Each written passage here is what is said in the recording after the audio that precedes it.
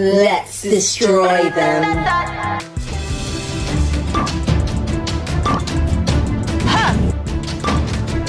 Adriana, salte!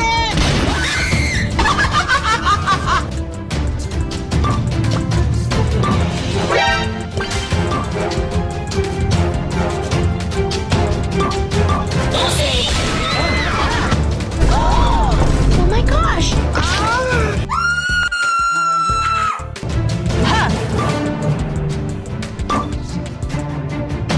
Como diría Taylor Swift,